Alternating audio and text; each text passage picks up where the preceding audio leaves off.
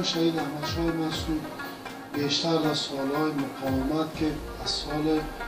1996 الی 2001 سالی که به شهادت رسیدن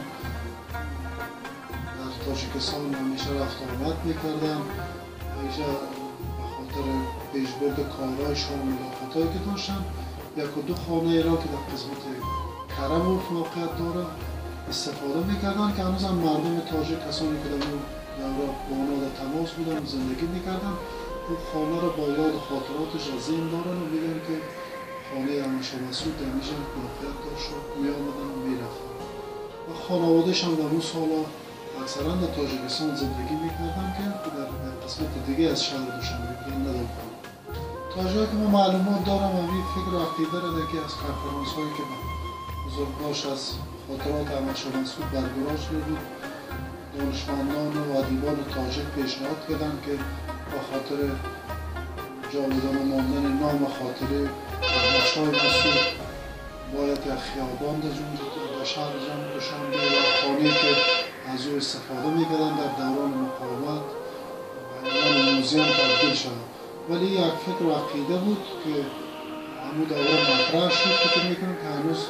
بیشتر از اون کاری نشده، ولی یک اقدام خیلی نیک است که و برادرش هم در اون دوران تاجیکستان حضور داشتن حمایت و پشتیبانی کردن، ولی هنوز کاری عملی در این مورد صورت نگرفته. من فکر میکنم که این بسیار نیت خوب است، بسیار تکلیف خوب است و کسی که این تکلیف را کرده است که در دوشنبه یک کوچه به نام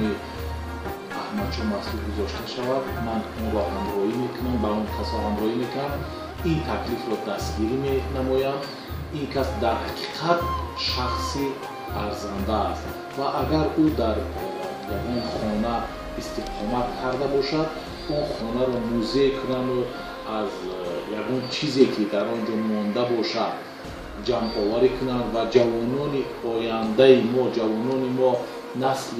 نو رفته با آنها شناس شوند، درباره چنین قهرمانان ملت ما اخبارات دریافت کنند، بسیار خوب می‌شود.